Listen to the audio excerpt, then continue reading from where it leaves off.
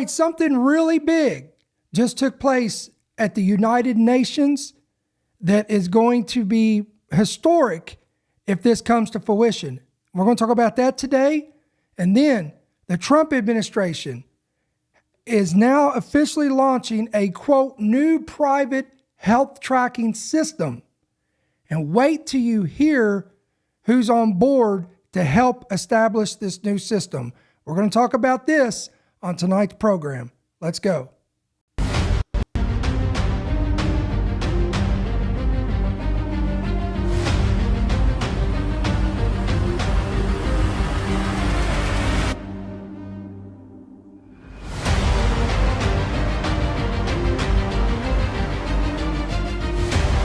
The following program is brought to you by friends and partners of End Time Headlines. All right, what's up, everybody? It is the 1st of August. It is Friday.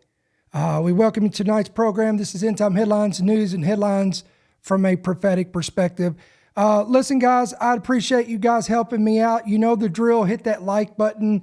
That's going to help push this material out. We want you to do that before we do anything else, is so that you don't forget to do that, because that's going to be beneficial to us. It's going to help us on these platforms like YouTube and Rumble. Again, hit the like button.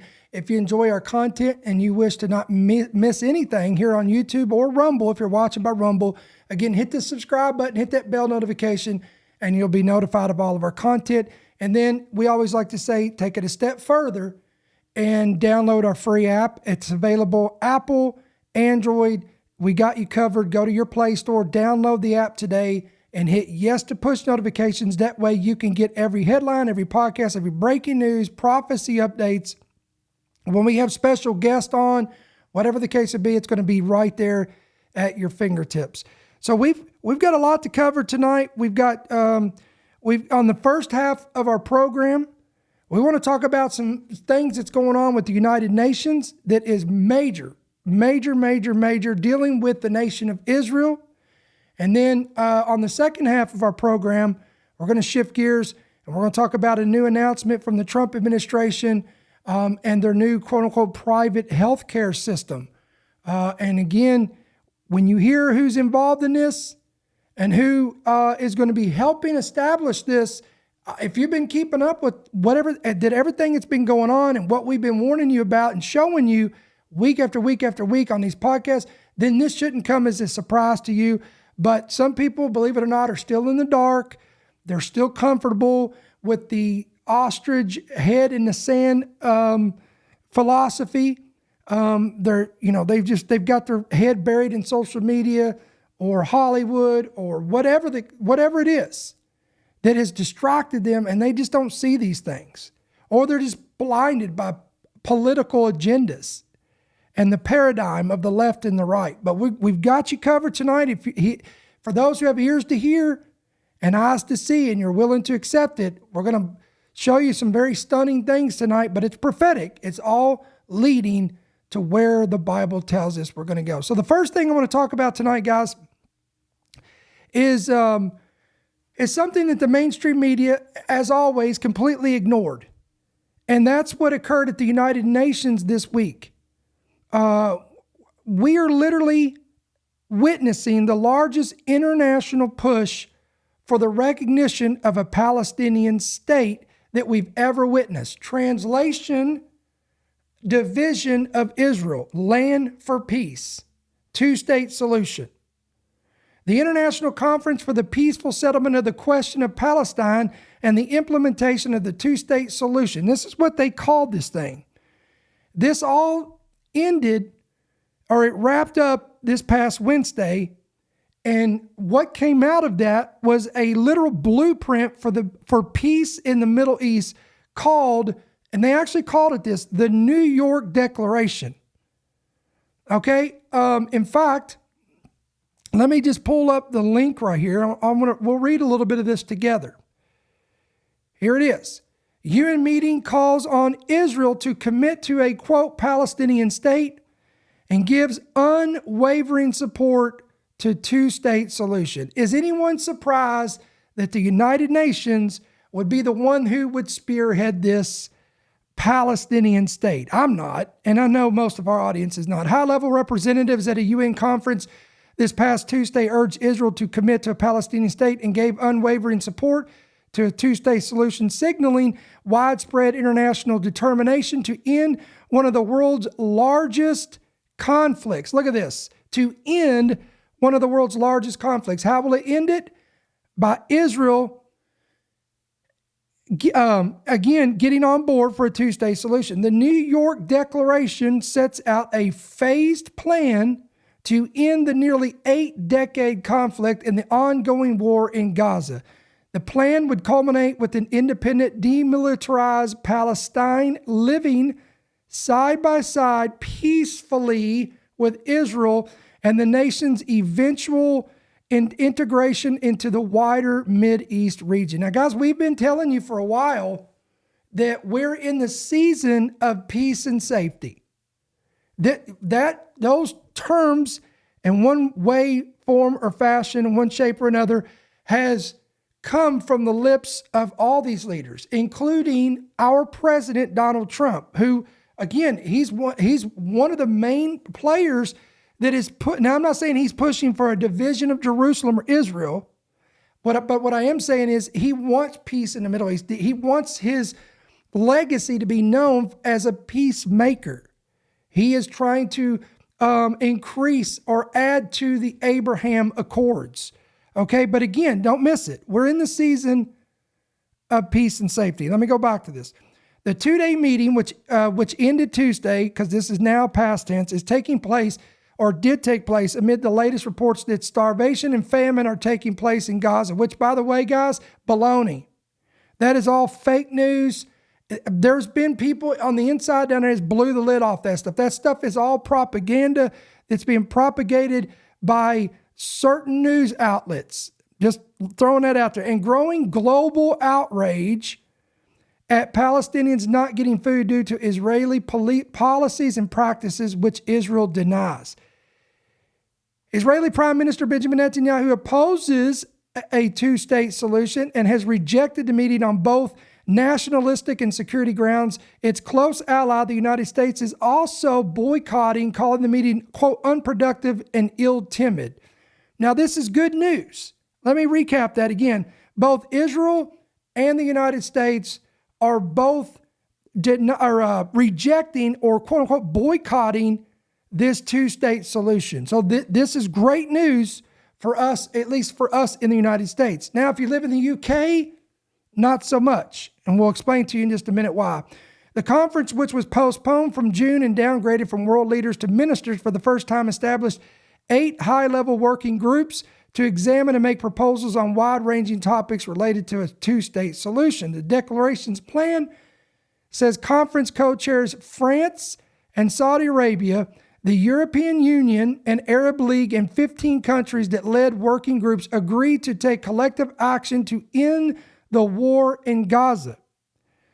Saudi foreign minister urged the rest of the 193 UN member nations to, quote, support this document before the start of the 80th session of the UN General Assembly in mid-September. So, guys, mark your calendars, because this coming mid-September, next month, if you can believe that, that's incredible and insane. I try to say insane, incredible at the same time, but that's unbelievable that next month is September. We're heading into the fall, starting next month. But this is a huge meeting coming.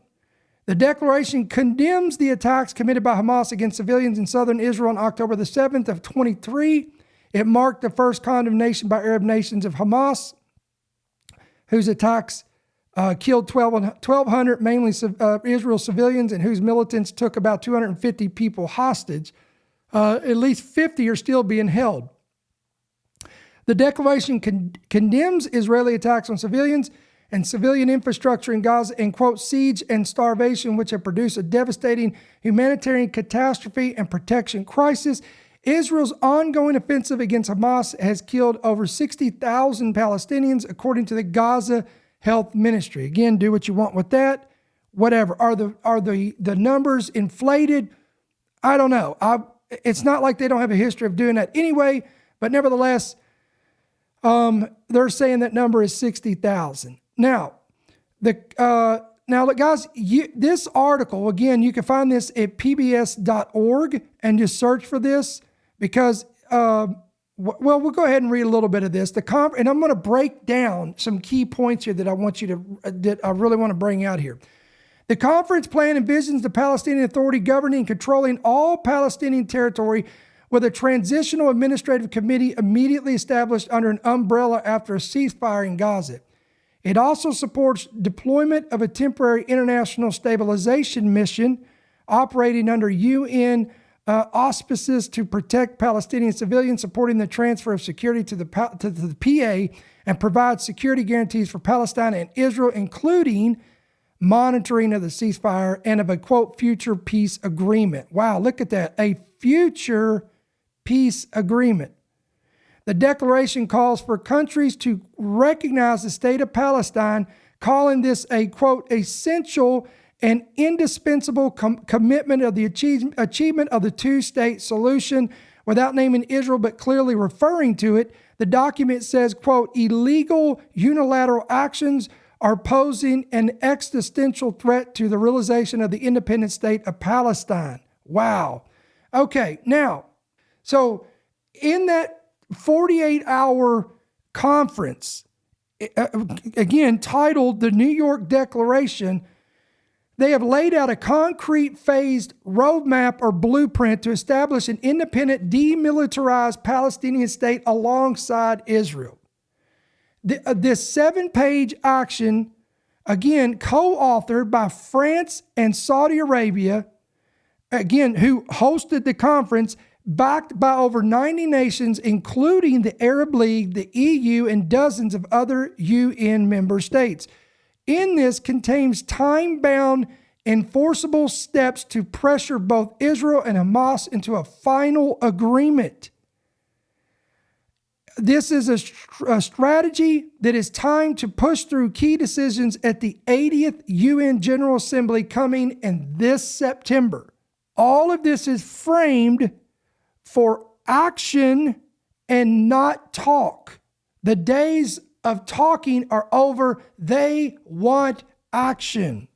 8 implementation groups have been established focused on, quote, security, governance, hostage release, reconstruction of Gaza, and more.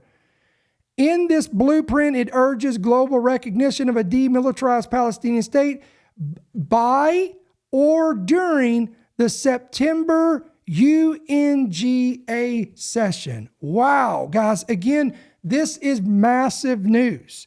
Now, I do want to show you this. And it's not just those nations, but look at this. Who's on board with this? Well, again, the United Kingdom to recognize Palestine as a state in September unless Israel meets conditions. So they're already coming right out, flat out, and saying that the British government is willfully going to officially recognize Palestine as a state coming this September. Now, the only way, unless Israel meets certain conditions. Again, following an emergency cabinet meeting on Gaza, Sir Keir Starmer made the announcement this past Tuesday after a meeting with the United States President Donald Trump. So France is now on board, saying that the United Kingdom, I'm going to correct that. The United Kingdom is on board to recognize a Palestinian state by the UN General Assembly coming in September unless Israel, quote, meets several conditions. And it's not just the United Kingdom, ladies and gentlemen, but look at this. Canada, no shock here. They have also joined with the UK in announcing that it as well will recognize a Palestinian state, quote, under certain conditions.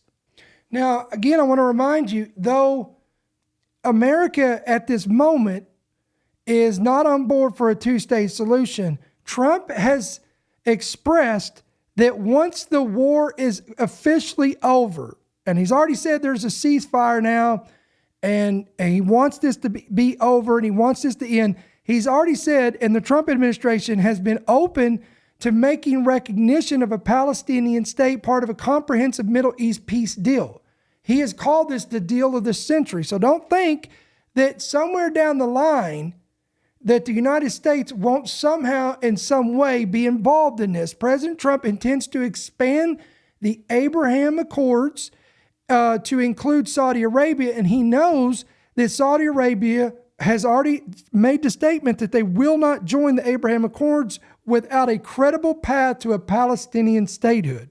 In fact, Saudi Arabia made an announcement saying that, quote, there will be no expansion of the Abraham Accords and no normalization with Israel without a credible path to Palestinian statehood. This was made by Crown Prince Mohammed bin Salman, and now he is the most influential voice in the Arab world, and he has drawn a line. The rules of the game, he said, have changed. Without addressing Palestinian statehood head on, no serious peace can be achieved. So this is the huge elephant in the room, the stumbling block, the thorn in the flesh to Trump's side, if you would, to carrying out the expansion of the Abraham Accords and ultimately bringing peace to the Middle East. So this is a situation that's going to be very interesting to see how this plays out.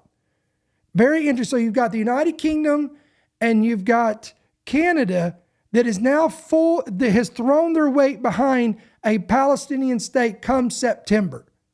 And there, again, all of these all the nations have come together and all these groups have come together and said that we're tired of talk, we're tired of rhetoric, we want action. We want a solution. We want peace in the Middle East. We want a two-state solution. We want Israel to whatever that looks like. So again, wow, perilous times, interesting times, and I believe this is huge, guys, because come next month in September, we already know, guys, I don't want to pick up a stick and beat a dead horse on this.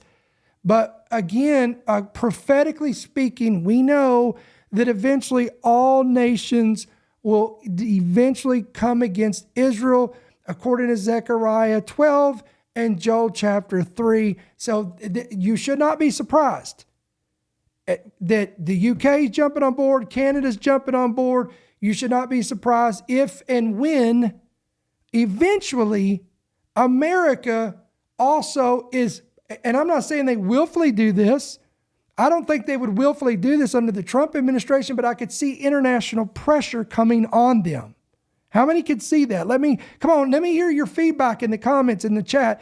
I can see international pressure coming against Trump, and he's already under so much pressure now with the Epstein scandal and all that stuff going on. So it's not going to take much for, just pressure, just mounting pressure to come against him and his administration to come to the table and to force their greatest ally to say, hey, there's going to have to be a capitulation here. You're going to have to agree to probably giving up some land for quote unquote peace. Again, we are currently in the season of peace and safety, but according to 1 Thessalonians chapter 5,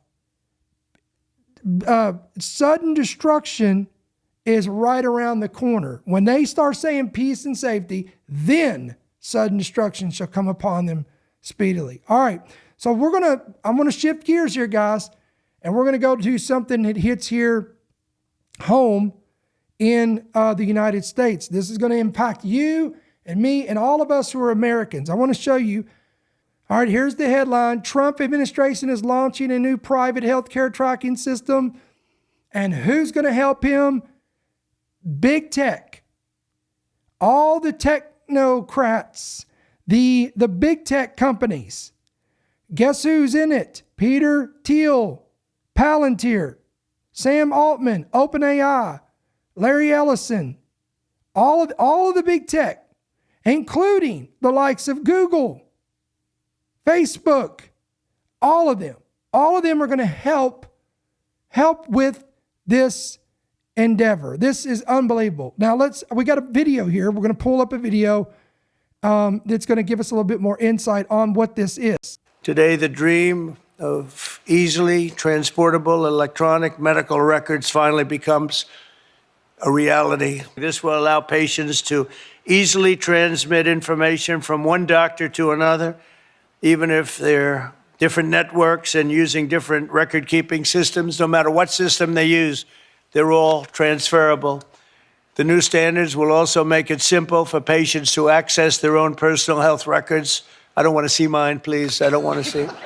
I don't know about you. They have all sorts of things, sir. They can tell you exactly what your problem is going to be in 6 years. We can do it. You know, they have all these different things. I don't know if they work or not, but I didn't want to hear it. I didn't want to hear it. I mean, is anyone else disturbed by that statement? They have all these, they have the capability to do all this. They have the capability to tell you what you're going to have 6 years from now. We've got all the technology to do this. And come on, we know what that is. That's AI. This is Stargate. This is their endeavor. This is all coming to fruition. And listen to his comment, what he says about it. We can do it. You know, they have all these different things. I don't know if they work or not, but I didn't want to hear it. I don't want to hear it. Wow. I mean, wouldn't you think you'd want to know how they know this stuff?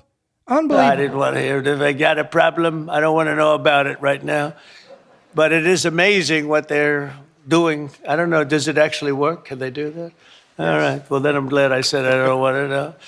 But thanks to this announcement, healthcare providers across the country will also finally be able to kill the clipboard. It's an expression that's used, capital, with a capital C, kill the clipboard. Instead of filling out the same tedious paperwork at every medical appointment, patients will simply be able to grant their doctors access to their records at the push of a button. Just a button and you're all set, and all the information the doctor needs will be immediately transmitted. Oh, great news. Great news, right? All right, let's get into the nuts and bolts of this. Look at this, quote, more than 60 companies, including major tech companies like Google, Amazon, you know, the one that just released the Amazon Bee, which is the digital bracelet, the watch, whatever this thing is. We did a podcast on this, and they want you to wear this thing, and it's going to record all your conversations, everything you say. If you're talking to yourself, you're in the bathtub, you're in the shower, you're at work, you're working out in the gym, you're grocery shop, whatever you're doing, this thing is going to hear every conversation, everything you say, and it's going to control your life. It's going to suggest this. It's going to manipulate that. It's going to transfer all that data to a database that Amazon has, that Google has access to, that Apple has access to. And then eventually all this is going to go to one major data center. Again, we've talked about all this, but again, look at this. More than 60 companies, including major tech companies like Google, Amazon, and Apple, as well as healthcare giants like United Health Group and CVS Health, have agreed to share patient data in the system. So if you have United Health Group, if you've gone to CVS Health, and I'm sure, and I'm almost positive that there's going to be more and more healthcare companies that's going to jump on board, healthcare giants, tech companies, and they are all have agreed to share your information in the system. The initiative will focus on diabetes and weight management, conversational artificial intelligence that helps patients. There it is. You knew AI was going to get in that.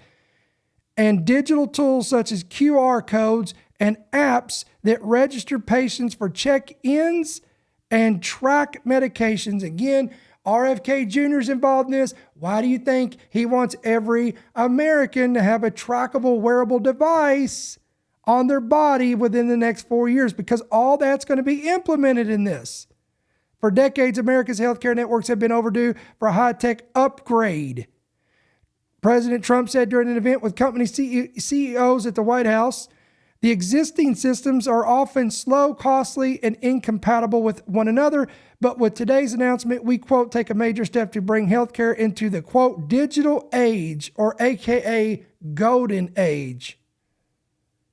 The system, spearheaded by an administration that has already freely shared highly personal data about Americans in ways that have tested legal bounds, could put patients' desires to more, quote, convenience at their doctor's office on a collision course with their expectations that their medical information be, quote, kept private.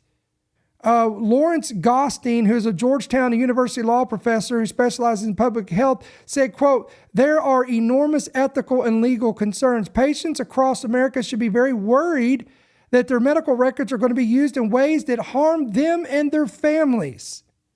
Officials at the Centers for Medicare and Medicaid Services who will be in charge of maintaining the system have said patients will need to opt in for sharing of their medical records and data, which will be kept secure. Again, opt in.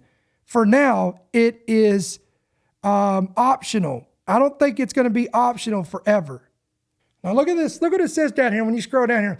The new initiative would deepen the pool of information on patients for the federal government and tech companies, again, who are they're joining together. Medical records typically contain far more sensitive information, such as doctors' notes and conversations with patients in substance abuse or mental health history. And don't think that won't be used against people in nefarious ways if certain groups or certain governments or certain individuals got a hold of this. So let's recap this. Again, so I know for some people this goes over their head. So I'm going to break this down, make this simple. This system encourages Americans to upload personal health data, including medical records, to apps that will be managed by private tech companies like Google, Amazon, and Apple. Now, if you don't have any problem with that, then that's fine. But I think the majority of people have an issue with this. These records contain highly sensitive information such as mental health history, substance abuse records, reproductive health choices, all of these combined with data from wearables and smartphones. This creates a comprehensive data set on individuals' health, their location, their behavior.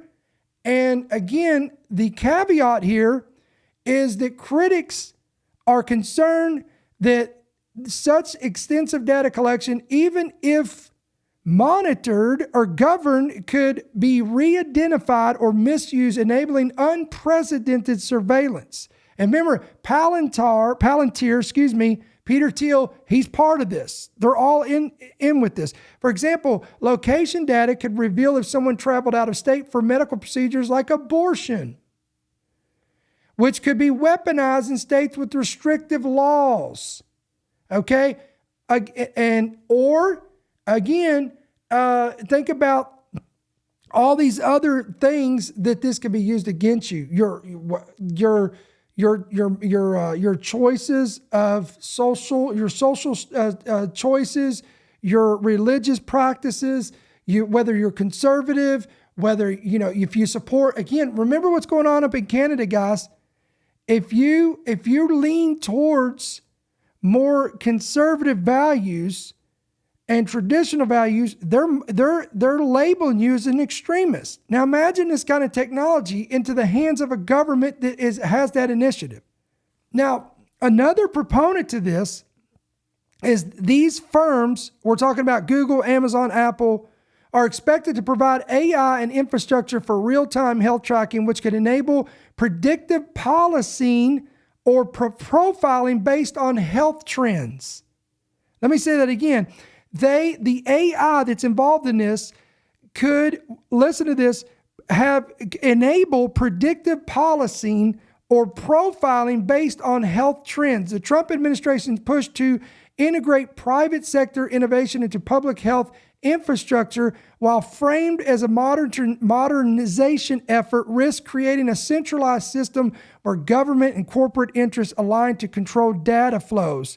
One poster on X even suggests the involvement of Palantir, a company known for its surveillance capabilities, in compiling detailed citizen databases.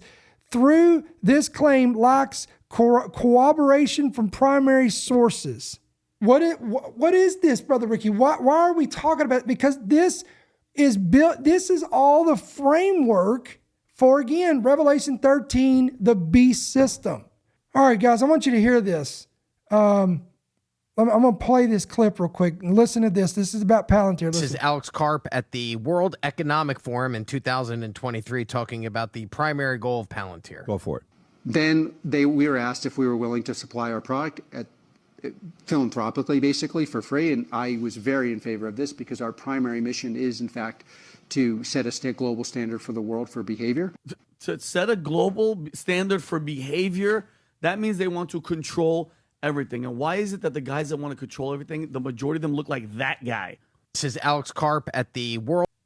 Palantir isn't just an improving old databases, it's building what some experts are calling the most expansive.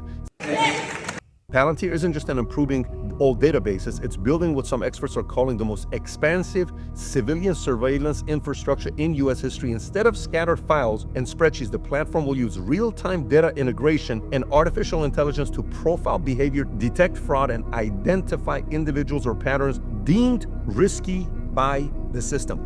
Deemed risky by the system. The system deems you risky or not risky. So the judgment's coming from the system saying, hey, this person's risky, be careful with this person, what we want to do with them moving forward. Palantir isn't just an improving old databases, it's building what some experts are calling the most... You listen to that stuff, guys, and then you wonder why I'm sounding the alarm, why I'm talking about this. Why is this a big deal? This is why this is a big deal. These companies are all involved in this. Now, it's not just, we know about Stargate. We do. Our audience does, because you guys have heard us talk about this. But now we've heard about this 5-year, $500 billion project and what it's going to entail. But now I think people are starting to wake up, because now we're starting to see the initial baby steps towards the big picture of where we're going with this. Again, with the launching of this new private healthcare tracking system, with all these technocrats, these big tech giants involved in this, including Palantir. It's all coming together. And again, I'm very thankful that people's eyes are finally starting to open up. Look at this. Did y'all see what Zuckerberg said? His recent announcement. He says that AI superintelligence is, quote, in sight. And he is now touting his new era of personal empowerment. All right, the Meta CEO Mark Zuckerberg said Wednesday that the creation of superintelligent artificial intelligence is, quote, now in sight, and that it will herald a, quote, new era of personal empowerment. All right, we got a clip. All right, you ready? Hey, everyone. I want to talk about our new effort, Meta Superintelligence Labs, and our vision to build personal superintelligence for everyone. AI keeps accelerating, and over the past few months, we've begun to see glimpses of AI systems improving themselves. So developing superintelligence is now in sight. But there's this big open question about what we should direct superintelligence towards. A lot has been written about the scientific and economic advances that AI can bring, and I'm really optimistic about this. But I think an even more meaningful impact in our lives is going to come from everyone having a personal superintelligence that helps you achieve your goals, create what you want to see in the world, be a better friend, and grow to be... Create what you want to see in the world. Your own personal superintelligence. Tell me that's not a selling point. Again, here is, once again, the bait on the hook of this stuff. Become the person that you aspire to be. Wow. This vision is different from others in the industry who want to direct AI at automating all of the valuable work. At Meta, we believe in putting the power of superintelligence in people's hands to direct it towards what they value in their own lives. Some of this will be about improving productivity, but a lot of it may be more personal in nature. This is going to be a new era in some ways, but in others, it's just a continuation of historical trends. About 200 years ago, 90% of people were farmers growing food to survive. Today, fewer than 2% grow all of our food.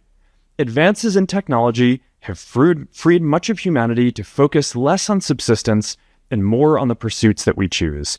And at each step along the way, most people have decided to use their newfound productivity to spend more time on creativity, culture, relationships, and just enjoying life. And I expect superintelligence to accelerate this trend even more. The intersection of technology and culture is where Meta focuses, and this will only become more important over time. If trends continue, I expect that people will spend less time on productivity software and more time creating and connecting. I think that personal devices like glasses that can see what we see, hear what we hear, and interact with us throughout the day are going to become our main computing devices. What do you think, guys? You think that's true? We're going to show you some comments in just a second. Are you on board with these glasses? This guy's all about these glasses. I don't know if you've noticed that, but he's been pushing these for a while. I believe deeply in building personal superintelligence for everyone.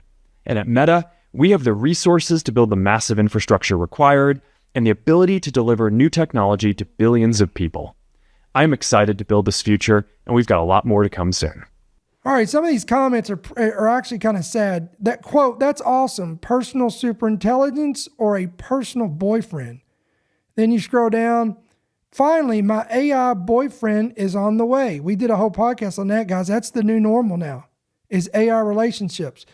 Now this person said, I've always wondered what it would be like to have a personal superintelligence.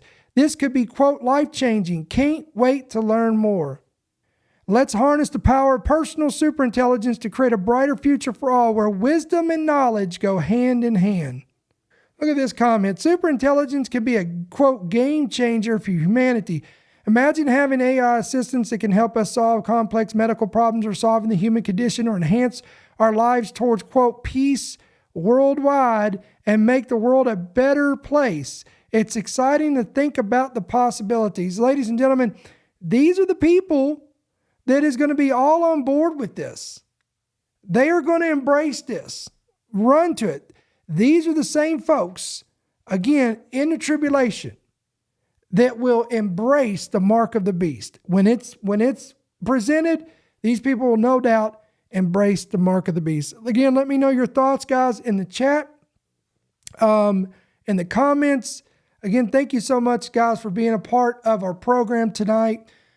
We've got more material, guys. We've got so many other videos that I still have got to get out there. So we may come out here on tomorrow and Sunday this week because I've still got some more stuff, but I just can't fit all this in one program. So again, hit the like button, hit that share button. We thank you for subscribing to our channel. Again, endtimeheadlines.com, endtimeheadlines.org. We do have a free podcast or a free app, that you can pick up at your Play Store, Apple, Android. Download it, hit yes to push notifications. And as always, guys, if this ministry blesses you, it informs you, it equips you, all of the above, and you'd like to help support us, we appreciate your generous support of our ministry. And you can do that 2 different ways. You can give electronically through the app or through other various ways, or you can give by check or money order and make it out to End Time Headlines, P.O. Box 1391. That's going to be Monroe, Georgia 30655. So, guys, we're going to sign off for tonight. And until we see you guys on the next one, I pray the Lord bless you. May he keep you, and may his countenance shine upon you. We'll see you on the next one. Thank you for listening to the End Time Headlines podcast. We pray that you've been blessed and equipped by today's message. For more information about how you can help partner with our ministry, please visit endtimeheadlines.org.